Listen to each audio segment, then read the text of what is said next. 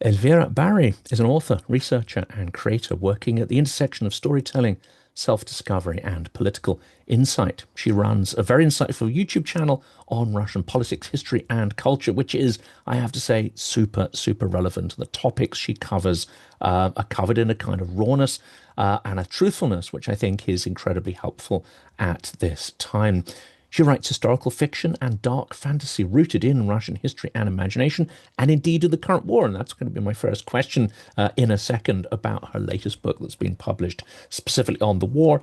Needless to say, it is not being published in Russia. Um, Before we jump into this, a big thank you to everyone who has been helping the channel through Patreon, Buy Me a Coffee, and our GoFundMe. It's been extraordinarily helpful in enabling the various trips and recordings to happen throughout the year. So thank you so much for that. Elvira, let's jump in. Welcome back. Thank you for having me. Well, let's turn to your first book, because as you say, it is most certainly not being published in Russia. But what is it about? What themes does it cover? And why would that potentially be very problematic for a Russian publisher at this time? I believe that it's even impossible to publish my new novel in Russia whatsoever because it will, like any editor or publisher who will touch this novel will get 10 years in prison immediately. We already know that this is not exaggeration. We know the cases. It already happened for much minor crimes. And so what I try to write about is explain the Russian power structures from inside, like what's going on inside the elite class, how they manage their money, how they transfer, how they steal money, how they steal from the state, how they obtain this kind of like immense wealth, and how they distribute it among themselves because the like in democratic countries, power and legitimacy comes from elections. In Russia and any authoritarian regime, it doesn't work like that. The legitimacy comes from what I call the fungi structure. It literally looks like a fungi in the forest. When the small string of like substance discovers a way how to feed itself. Then it just starts spreading. Nobody sees it because everything is on the leaves, everything is under the grass, inside the forest floor. But the whole ecosystem works on that. It brings nutritions, and if something discovers some part of this fungi system discovers that it's in danger, the whole system reacts. And we can see this exactly social structures in every authoritarian regime, be it an African country or like a huge empire like China and Russia. That's the same. I believe it's like a social cancer, unfortunately. And why it happens in our societies is because on a tribal level, which is natural for us, like majority of our history, we lived in tribes, like a small groups of several dozens of people. That's natural. That's how it should be, uh, because tribes were separated. They lived like in their own territory, or traveled or moved somewhere, and they feel like a one big family. But when exactly this dynamic transfers to huge societies, they start separate themselves from the whole population and they start building elites. Elites in democratic countries and in authoritarian countries, it's totally different things. It's not about the best people or even the wealthiest people. No, no, no, no, no. You should belong to the tribe. They could bring you in or invite you in. Recently, I had a conversation with my sister who just read my book and said like, oh, I recognize it. I recognize it. And once I had an invitation to this system because she was in the marketing and she was invited and the people who tried to hire her, he said that your salary is $100, but you have a budget of $1 million. That was the package. And it was expected that she will accept the job, she will steal, the money from it was about RZD, the Russian railroad, what is that? The Russian railroads. It's Mm. a monopolist. So they don't need any marketing budget whatsoever. But since the manager from the top, he allocated money for that, expecting that the person who will run the budget will cut it, steal some money, and give him some kickbacks.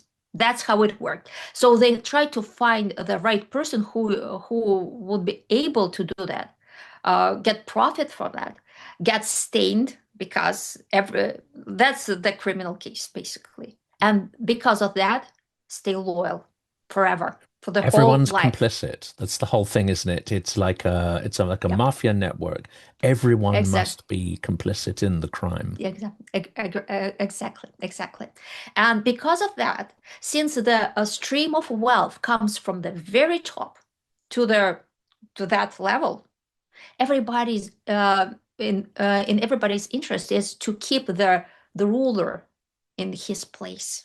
That is why they don't support him as an ideologist or him as an ideal czar or whatever. They don't care.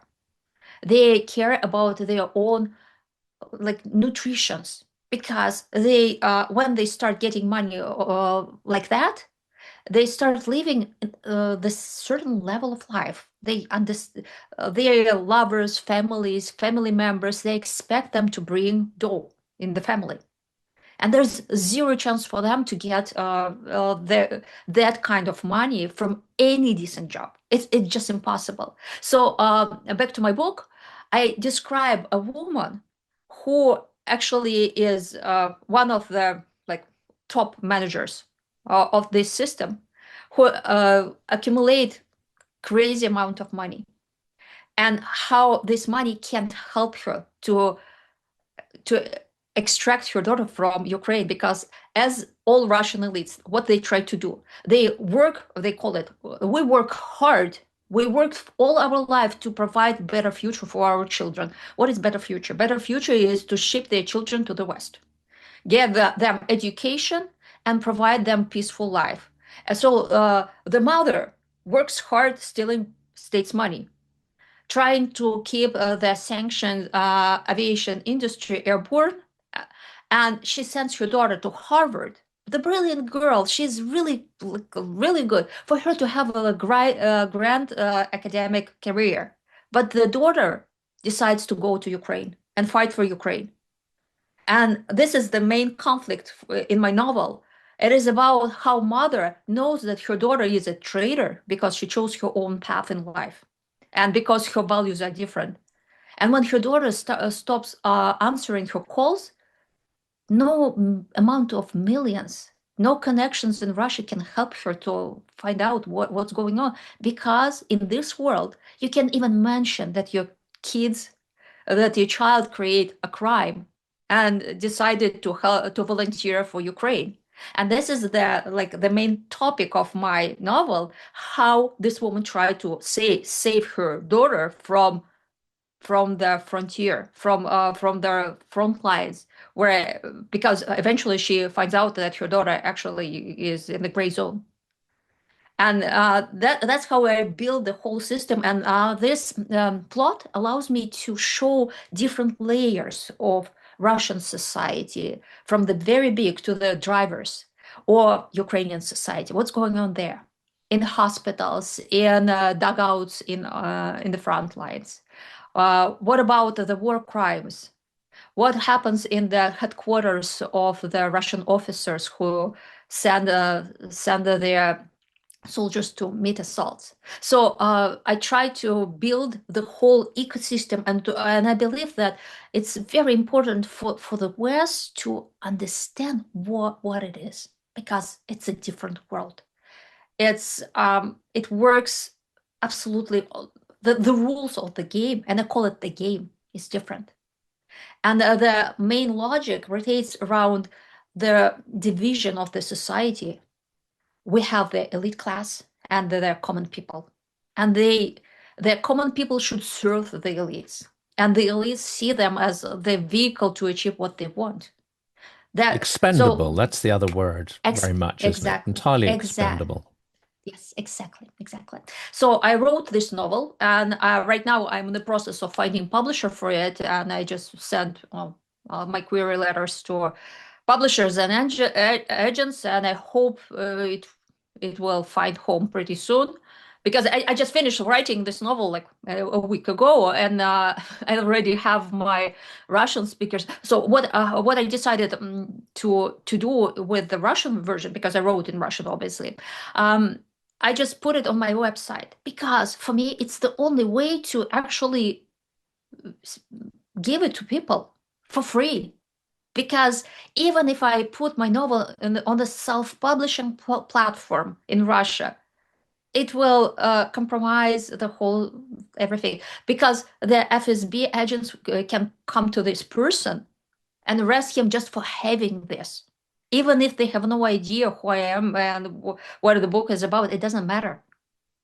It's a So risk. It's a real risk. it's a huge risk. I can't send it to my even to my fellow editors, the people who know me from my previous work, because if FSB will search their mailboxes, if they find this book in their mailbox, it could end up in catastrophe. So the only thing I can do, I have my like small Telegram channel and my Russian small accounts on social media, and I told people here in the book, if you believe that it's something important, please spread the word.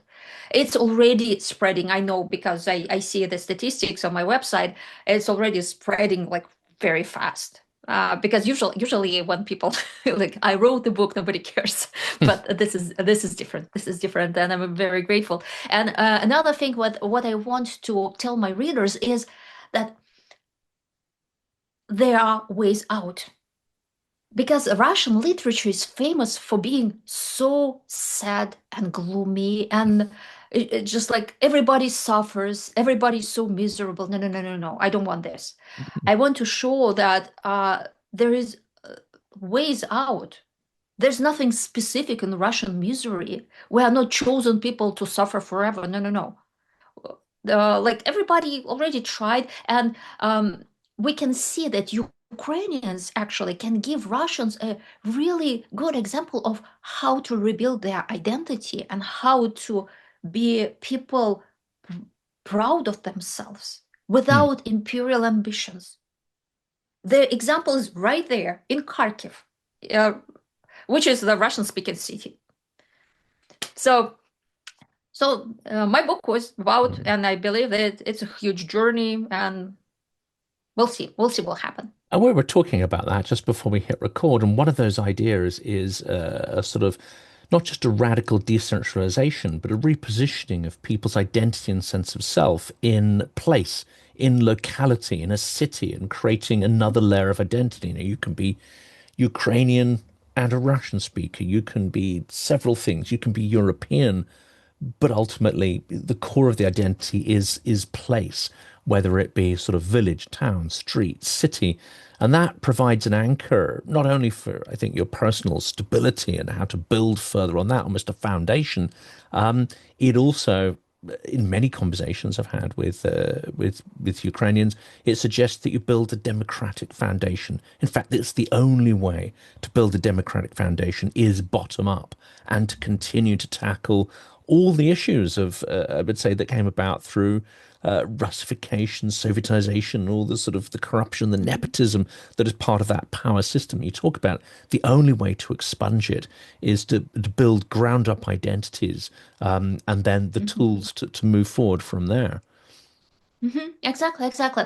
So this is one of the prime topics in my book, like what a stable society needs. First of all, it needs the idea, the conviction that we as society are capable of doing something good.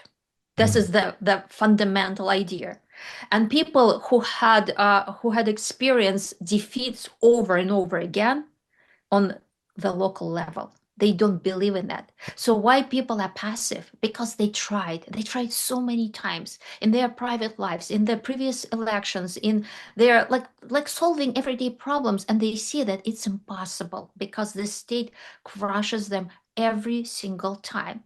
And this belief that so on the Russia's emblem, national emblem right now, there should be a slogan, nothing depends on us. Because that's exactly the phrase people repeat over and over again. Why do they believe in this? Because their whole life experience proved it right. They lived through that. So what the like in ideal world, the main task of the new power in Russia is to give the people idea that guys, you can do stuff. It's possible to change your own life through your actions and through your initiative and creativity. So right now they have the Hero Star medal for killing Ukrainians. They should eliminate that and give the star of whatever for creativity. Give Mm. people, yeah, start recognizing people for their ideas how to improve their local space. Let it be like a small village with a sacred tree with embellished with little bells. Something for creating something, making this place worth visiting, worth writing about, worth thinking about. It could be like, let's say this village or town is the Russian capital of pelmeni or pirashki, Russian capital for choir singing. Doesn't matter. But we need people in this locality who will conceptualize this, write about it, and actually start executing, showing people. We have social media, we have the vehicles to promote those ideas, and that will help a lot.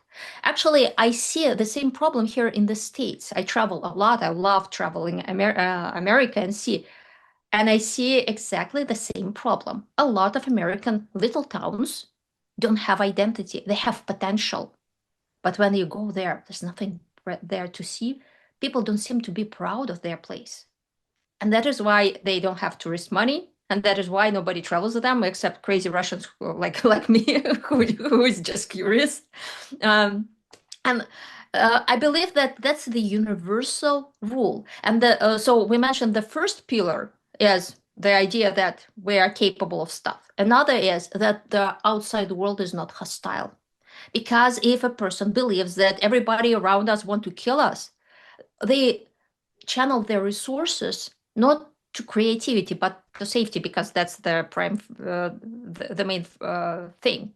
That is why I really hope that the Western world understand that projecting hostile rhetoric about Russia doesn't help. If our goal is not, okay, we can have the goal, we want to punish the villains. Okay, great. What is strategic planning? What do we want to achieve? We want to transfer this conflict to our children and grandchildren? No. At least that's not my idea of good life and good inheritance. I prefer that the world lives in peace. So the Western world should show the Russians that there's a way out. If you behave, if you are not vatnik or zetnik, if you're a decent person, we'll accept you. We'll give you a chance to grow and to fulfill your life goals. Just don't be a swine. Don't be vatnik or zetnik. And I think this is the key Uh, thing is we're not saying here, and I just checked with you, we're not saying here mhm. that those who are culpable of crimes, those who've committed crimes, in any way be, I mean, my view here is that they should be hunted down for all time. Those Yeah, who are exactly. complicit in crime and proven in crime, if justice is not forthcoming, Ukraine will hunt them down.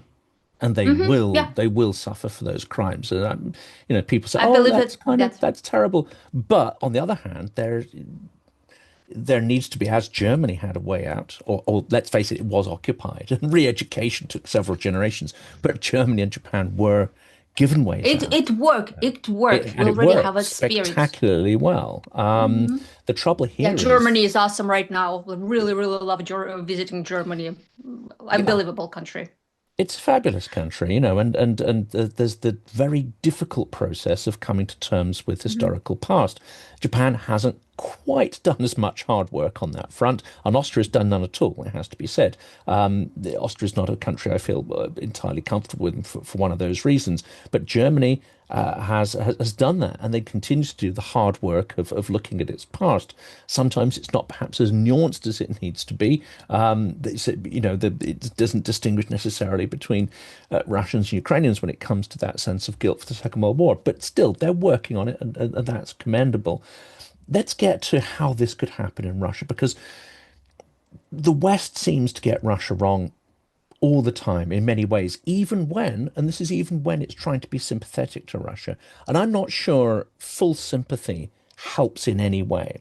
So there are lines I see, and I don't always believe they're propagandistic. I think many people believe it because they're projecting their own humanism onto a situation where it just doesn't fit or match at all. So they'll say things like, oh, well, of course, Russians are forced to join the army. It's dictatorship. They don't have a choice. Or, if they had the right information, things would be very different. Or blah blah blah. You know the sort of reasons there. Or, I feel sorry for the Russian boys in the trenches just as much as the Ukrainian ones, ignoring the idea that actually many, if you listen to the interviews of Zolkin or Postol, many went because they have extremely poor education and no moral framework whatsoever. They went for the money. They went to kill, knowingly went to kill to earn money, which in normal civilian life they couldn't.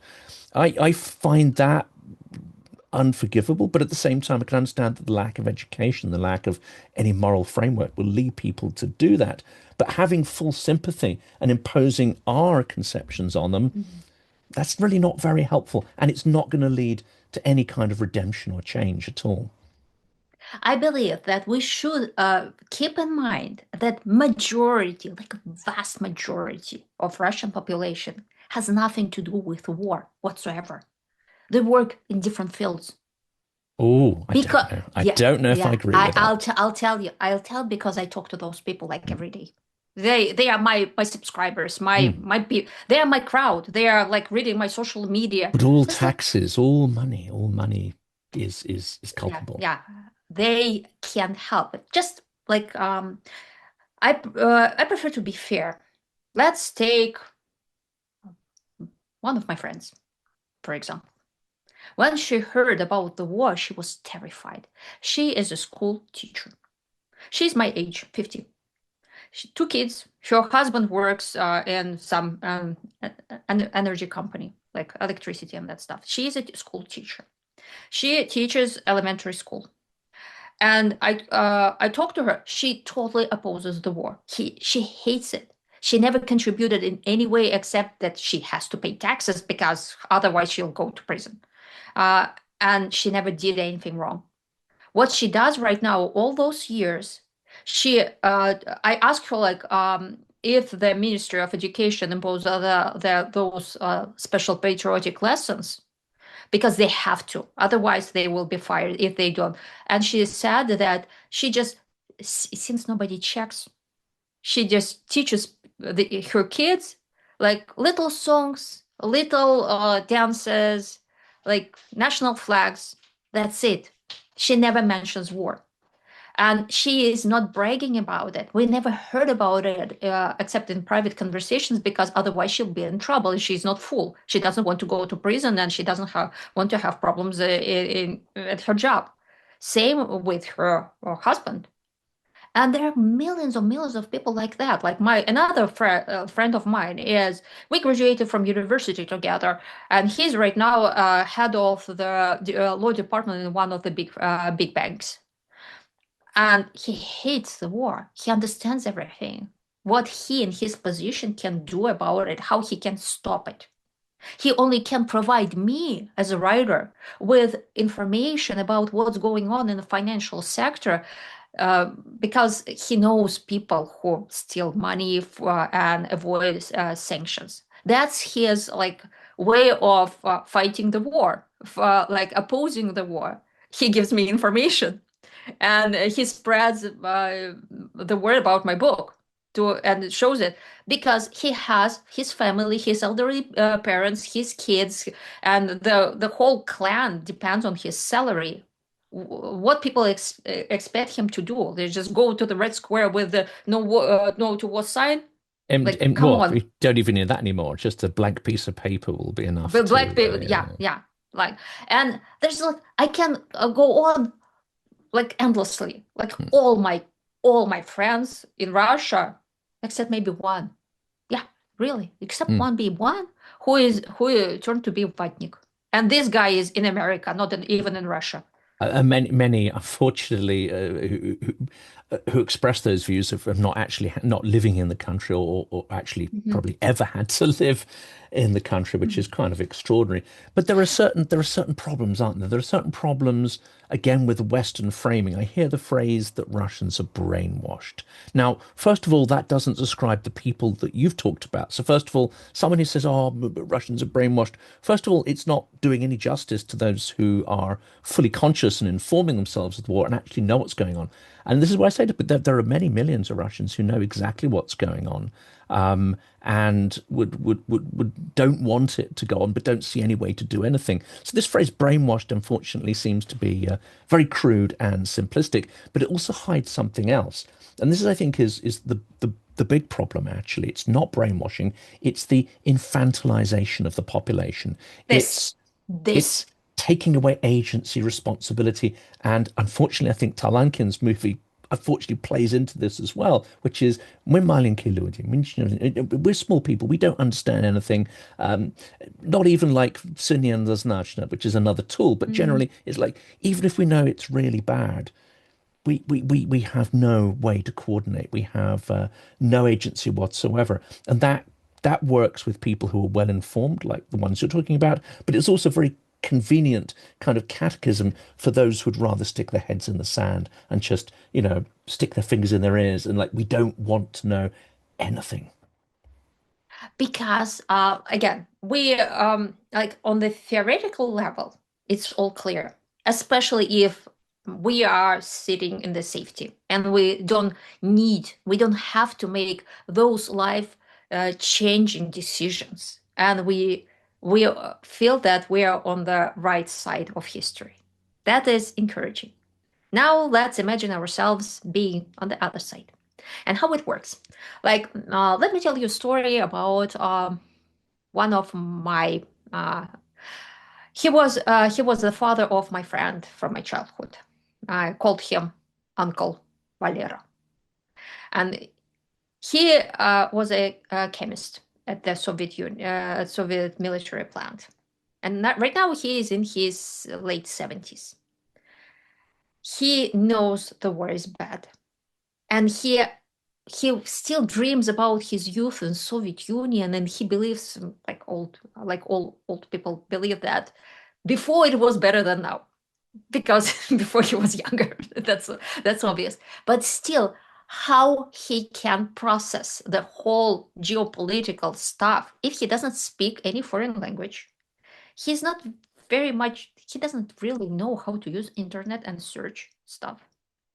And right now, a lot of websites that provide information is blocked, and he had no idea how to install a VPN to actually check. And even if he would find the way, where should he go? He has no idea because his whole life he was watching TV. Because in Soviet Union we had just like three channels: channel one, channel two, and the local news. That's it. And his whole life was like that. And right now he before the war he could surf the internet and see what's going on there, but right now he feels helpless. And now he when he starts reading news about war, he has his pressure up. He just can't tolerate it, and his only way to stay at least healthy and functional, just to do the everyday job tasks, is to turn away his head from the war news. If we ask him, like, do you support killing people, Ukrainians? No, of course not. Will he do anything about? No, of course not. Because again, he since he is a Soviet engineer, he has zero savings, and the only source of money is the state. and it's about 200 or $300 a month.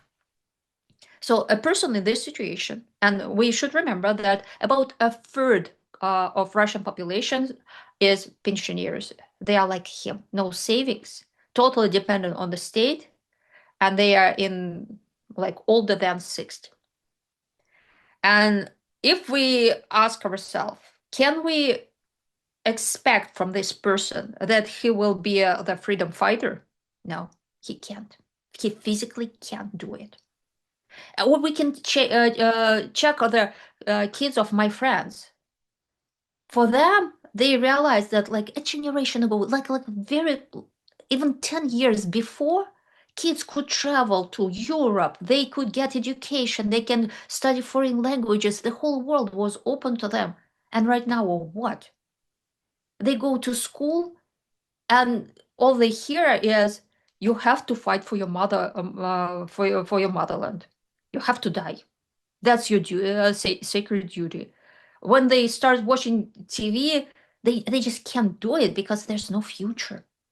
What those kids do, again, that was not their fault. They didn't do anything of that. Millions of kids are sitting there. They try to, or their escape is trying to play video games. Again, a lot of them are already banned in Russia. Play video games or enjoy their like music chats, listen to music, listen to rap, and doing their teenage stuff. And are they brainwashed? Because they don't want to know anything about war. You can talk about the war because they start rolling their eyes like, Mom, again, I don't want to hear about it. And I can understand, I can relate because I remember that when I was a kid of the same age, like 16 or 17, it was in the 90s, and a lot of was going on in the Russian politics. We didn't care. And even if we see the kids who are sitting in the auditoriums in universities listening to propaganda and nodding, even waving flags, again, I remember myself at 17. We were dirt poor, no money whatsoever. And when Kirienko, you know, Kirienko, he was at that time one of the president's representative in our region, so he distributed all the money. When he and his cronies decided that they want to create some political event, they were just like asking around, who wants to go? We pay this. So me, of course, because I don't have money and I don't care at all who Kirienko is, what is his agenda, because kids at that age, they have zero education. They don't teach them in school about democracy or political science or anything. Their general ideology is cynicism, because cynicism proves that if you don't care, you're a smart one, because all of them are liars. Everybody is against us. Nobody cares about you. So the only way for you to survive, at least to stay like sane, is to be a little cynic who cares only about his personal things. That's it.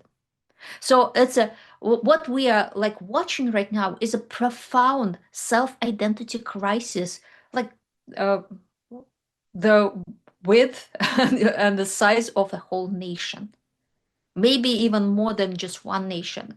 And Ukraine had the same identity crisis just not long ago, but it rebuilt it itself. Right now, it's in it's in much better shape than Russia, because through forging through those fires, they found themselves, they found who we are and what it is about, like what our country is about. We are resilient, we are fighters, we're basically knights. And who are Russians again, let's look at my friends and my relatives and my the people who I know, like what should they feel because of this war, who we are, like what is our nation. We are criminals, we are losers, we're suckers, who we are. And it is not like a small fraction of European population. It's the biggest nation in Europe.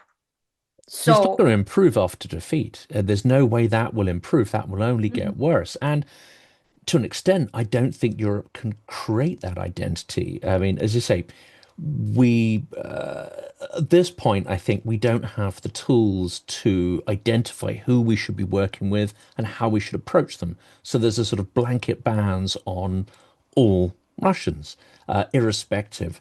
Now, I did an episode recently, which I think some people find offensive, but I need to create tools for this, which is it's it's not useful to think of good Russians and bad Russians because that's profoundly It's too simplistic. subjective. It's It's simplistic. subjective because It's it's yeah. subjective. It's emotional. It's not a tool that's any use. My way, and this was really a recommendation for any institutions, not necessarily individuals, or individuals can use it, but it's also a tool that perhaps people who are thinking about, well, if I think the war's wrong, let's examine what I actually think about it. So I did an episode which is 10 questions to determine whether an interaction with a Russian institution or individual is useful or whether it is not helpful. And there you have to define what useful means. You have to put it very, very specifically and objectively, and then these criteria are objective. And I think that's the problem. We're thinking emotively. We're sort of layering on our own understandings, whether they be naive or whether they be punitive and judgmental. They are all entirely based on opinion and emotion, and they're not useful criteria. But I think also Russians need tools to understand, okay, if once this is done and we lose and there's the shame of it, how do we define as individuals that we opposed it and in what way? And maybe look at our own self-examination. I think there's some interesting fault lines here. I think many people have moved from, originally, no, and Navalny also moved away from this position, but Crimea not being a sandwich, to moving to a position of Crimea is Ukraine and sovereign territory and legality. And the source of many of these problems is the negation of legality and international law, etc. And then you move on from there. And it's interesting, there are certain points at which there'll be Russians who are sort of pro-Ukrainian who say actually Ukrainian victory is very important, etc. And Russia can only transform when that happens, and that's great. But then you start to slice it up into detail and ask specific questions, and then it gets a little like, oh yes, well, I said that, but I kind of don't agree with this. Like, do you agree with the Kursk incursion?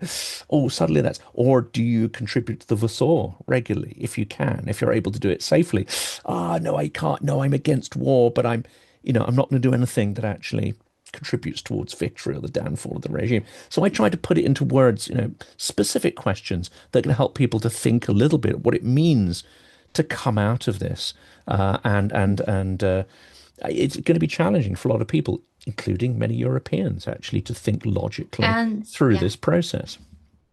And again, it's very difficult right now to talk about it to people who are inside Russia because giving honest answers to those questions Impossible. put them Impossible. put them in danger. It is Yes. not a joke. It is not No. exaggeration.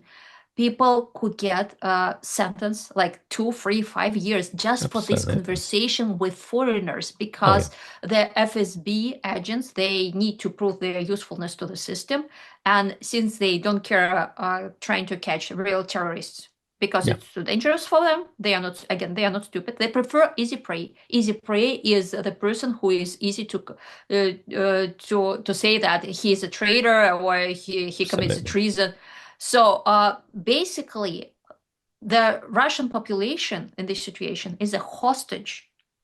Like the same. Probably you guys heard about the Stockholm syndrome. It's a No, very yes, popular absolutely. concept. Yeah. Yeah, in Russian culture, it's very popular because when you are trapped, your only way to survive is to align with your captors. Otherwise, they will just kill you, beat you, kill you, rape you. Yeah. And that's exactly what people do. There's no ideology. There is like maybe the Zetniks, the Z bloggers, they themselves tell that it's about like 7 to 10% of the diehard pro war people in Russia. Yeah. We They can't know, but suffer. it's somewhere around that. That was Yeah. their estimation. Yeah. And all the others, they just want to live their normal lives. Yeah. Again, they are not scenes in any way. They were in. I can't pronounce this word. You're better at that.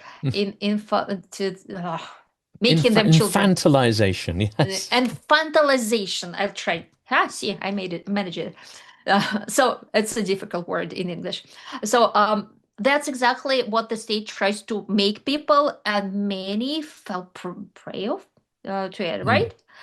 And if the state behaves like a tyrant, a tyrant parent who tries to punish you for any independent fault, and you behave like a child of an alcoholic father who tries to to read your diaries, who tries to search through your personal belongings, who punishes you for the wrong word, for the wrong sentence, for you being late. That's exactly what their everyday life in Russia is. Mm. You can do it. It's an oppressive family dynamic spread to their whole country. Yeah, absolutely. And And I yeah, wouldn't put these questions to someone hmm still in country. In fact, I don't think I've done an interview with someone still in country since about 2023, I think it was. But and he was a very interesting individual who's not surprisingly gone silent since. Very outspoken individual, but I would not put someone in danger by doing an interview there. Um, that's we are what we witness is the huge national disaster mm, where like we I know that many people are watching it as a TV series, like unfold in the real time unfolding national. It's not natural, man disaster, mm. and I believe that a lot of victims. Actually, it's crazy to think about it, but right now, like thousands of people are still alive, and they will perish in the months to come because the war will escalate, because Putin will try to again to fight to claw his way to stay in power, Yes. And and well, I think we agree on that. He's not going to stop. I mean, he's absolutely yeah not going to stop till the he, bitter end. he Yeah. he can't because what happened, that's I believe that's a very important concept to remember. Well, like what happened, uh, I already mentioned that the legitimacy is built around feeding the system, this fungi network. And it was built before the war, it was built around selling, taking the natural resources from Russian ground, from earth, Mm. and sell it to the West. Then Putin decided to rebuild this feeding system into something else, that the feeding will be about military technology, like about war.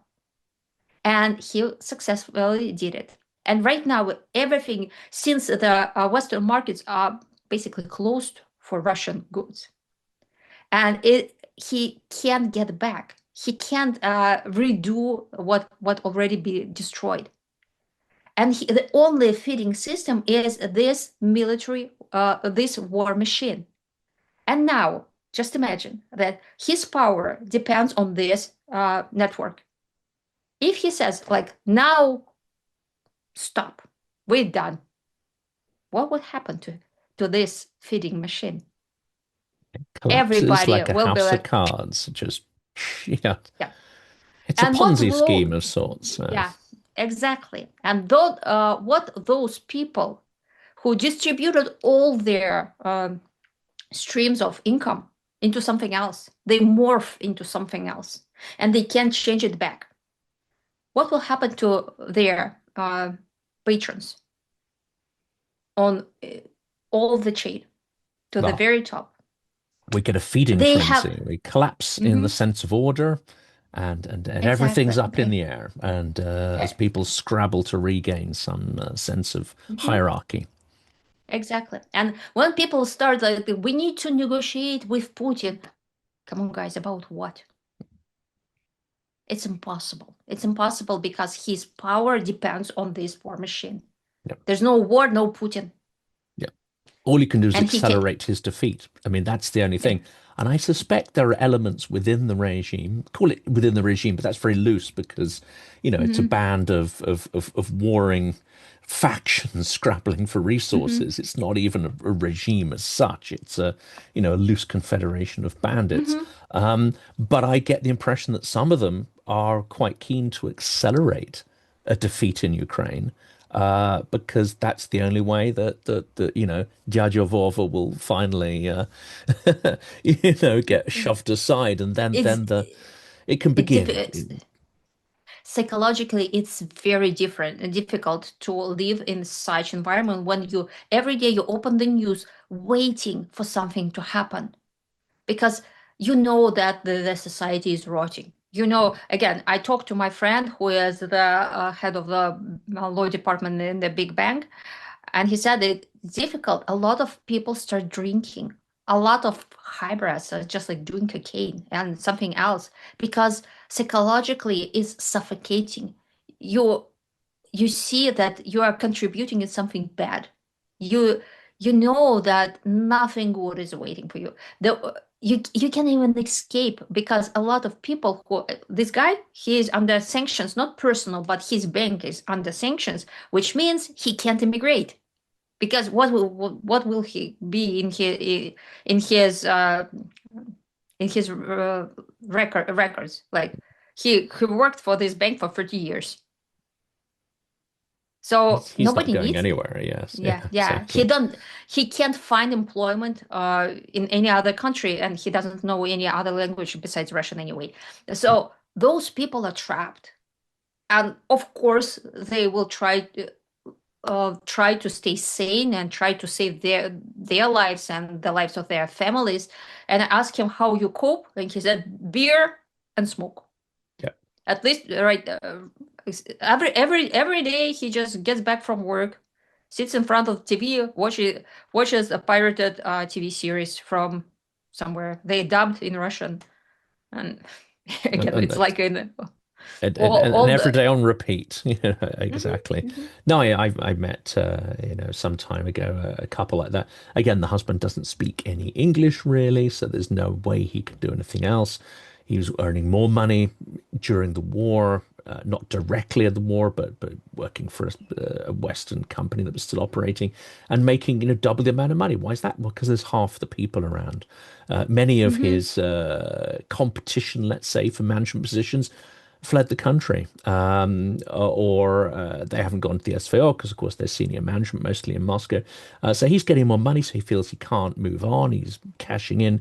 His wife, who does speak foreign languages, had an endless series of nervous breakdowns and drinking to mhm. to medicate, Okay. just because it's an entirely parasitical mode of life. You know what you're doing is feeding off the misery and death of Mhm, others, but there's it's too big. There's no, or they see no mhm, way out. I mean, to conclude, that seems the fundamental difference. Again, we started talking about how change happens from the bottom up. It seems to me that the fundamental difference actually isn't explained by politics or geopolitics or anything. It's explained by how individuals react under extreme duress.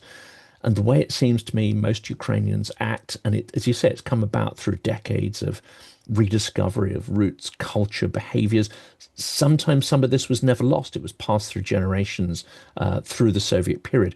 But it's a simple psychology faced with absolute horror, faced with grimness, you stop and you start finding solutions.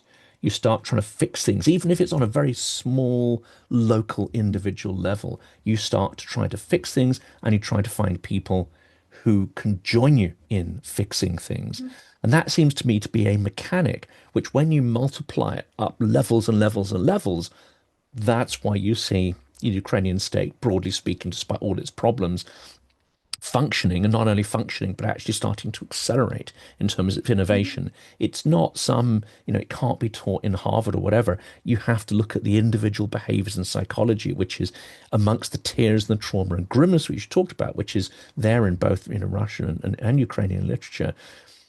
The Ukrainian still looks at the horizon and thinks, how are we going to fix this? They have a belief that they can fix it, even if it's not fixed in the present, and even if the past doesn't demonstrate that too much can be fixed. There's this instinct to go, okay, let's go and find a solution to this, where it seems to me very deeply embedded in the literature and in many of the Russians. This infantilization, this denial of agency, takes away the ability to even dream of a solution, let alone start to mechanically build one. And if you have a large population, that unfortunately also magnifies, but it magnifies into something terrible.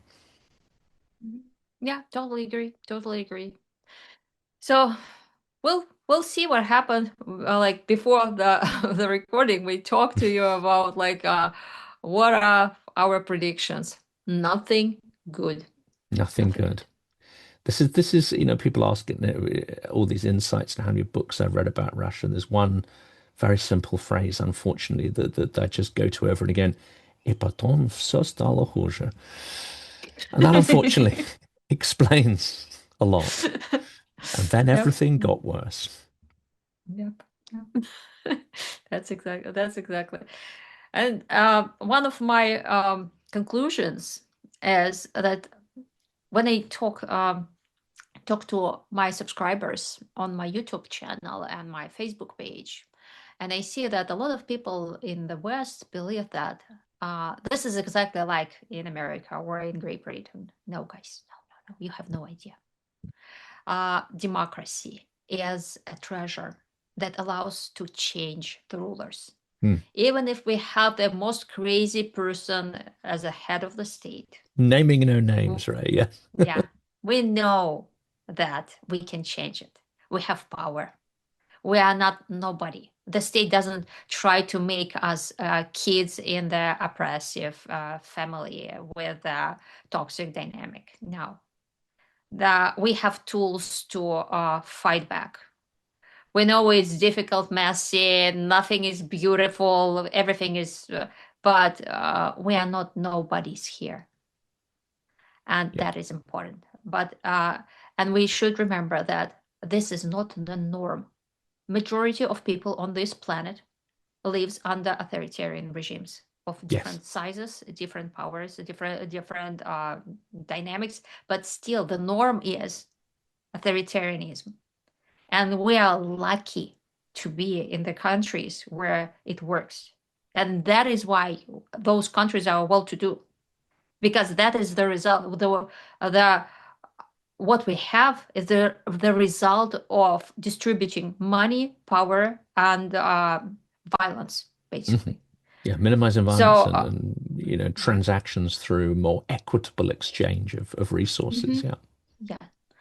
And so for me, as a person who were born in the Soviet Union and witnessed firsthand how authoritarian regime works, not in its brutal, the most brutal form. I was lucky enough to live after that, but still, it's very important to remember that the norm is something else for our species as human beings. The norm for us is being cruel, be uncultural, and try to see the others as the meat, the Yeah. savages, the prey. And it takes all our efforts, mental efforts, to see that we don't want to live in this brutal world, built as it was in the Stone Age. We want something else, something Well, we different. need we need tools. We don't just need fairy tales. We need tools to work Tools, a way tools. out of that exactly, which is what we're So, trying to do. mhm. Yep, exactly. So, like the goal of writers and digital creators is to ask questions and give ideas and share them.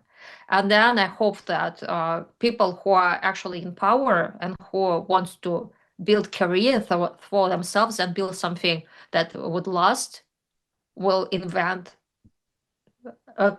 tools that will help us to change the world. Because basically, as I told you already, authoritarian regime is a cancer. Cancer. It grows from healthy cells, and then it just spreads. And if it's not, and the cancer metaphor is very precise, because when you live inside, you don't feel anything. Everything feels like, oh, that's good. That's not nothing special. And when you have a diagnosis, you say, no, it could be true. Let's check it. Let's see. Let's ask other doctor. Maybe he will, and we'll find somebody who will tell you, just think positive. Like, don't don't panic. Like, read mantras or eat healthy, and everything will be fine. No, no, no, no. We know that the authoritarian regimes will wage wars. That's their essence. Because why it happens? The logic is very simple.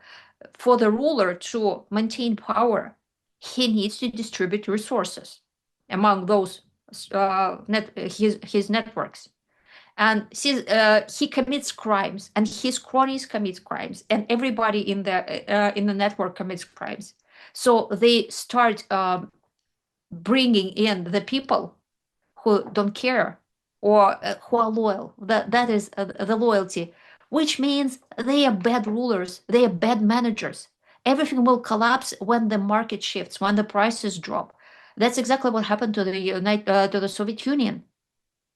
The prices changed, and boom, the Soviet Union is not functional anymore. No And resilience, a it, real yeah, adaptability built in. in Russia, in modern Russia, happens the same thing. And what a ruler who is a criminal and will do. Of course, he sees that his rating is dropping, and to maintain his rating, he needs what? A victory. A victory. He tries to wage war. At first, a small war, like Georgia, for example, in Russian's case. And we can see the same pattern everywhere.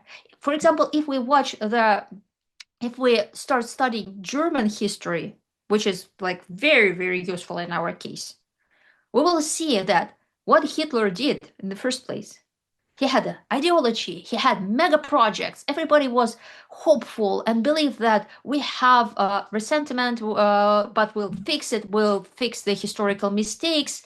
And then the problems start coming, because Germany in the 1930s was like the most corrupt European country. And they could not, since they chased away all the intellectuals, of course they failed at basic economics. And Hitler needed the war not because he wanted to destroy Germany. No, he needed those small victorious war to fix his rating and popularity. And his first moves in the 1938 was about the same. We can remember that it all started not with invasion of Poland, but with Austria Anschluss, and they tried to protect the German population in Czech Republic at the time. Same, absolutely the same as what Hitler did in 1938. Putin did in 2022. There's nothing new, no originality. And if we see all the conflicts that wrapped in like last 200 years in the modern times, the program is the same, and we know the results before they had, because we know history. Eventually, this the autocrats fail because they are terrible managers, coercive, Exactly. wasteful. They make terrible decisions as well because Decisions. they surround themselves with sycophants. It's unfortunately playing out in a very predictable way.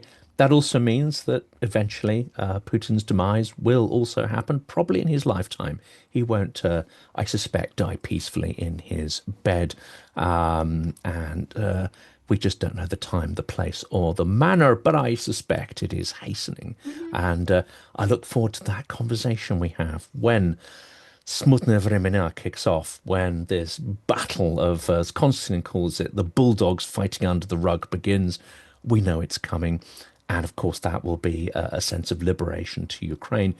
If indeed, possibly a victory or some kind of victory they achieve on the battlefield may actually be the catalyst for that Smuta. But we'll see. At the moment, it's very difficult to Mhm. predict. We can only spot the trends. Elvira, I very strongly recommend people, if they can read your book and get hold of it, they should give that a go and give you the feedback that you say you're getting from all quarters. We'll pop a link in the description of the video. For now, though, thank you so much. Thank you.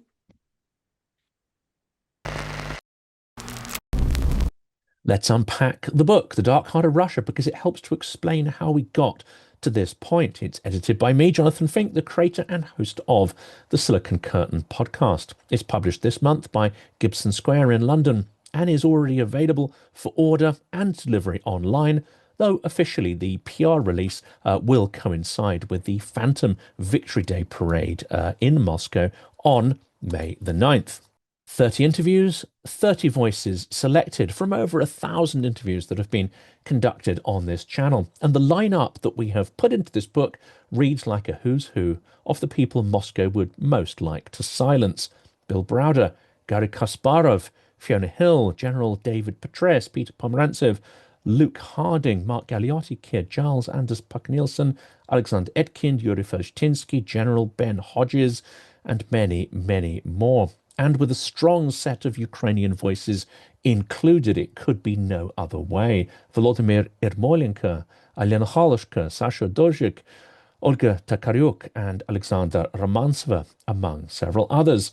And the timing is not accidental. We are releasing this book precisely as the Kremlin's central myth, the myth of Russian victory, Russian strength, Russian inevitability, is being shredded in real time.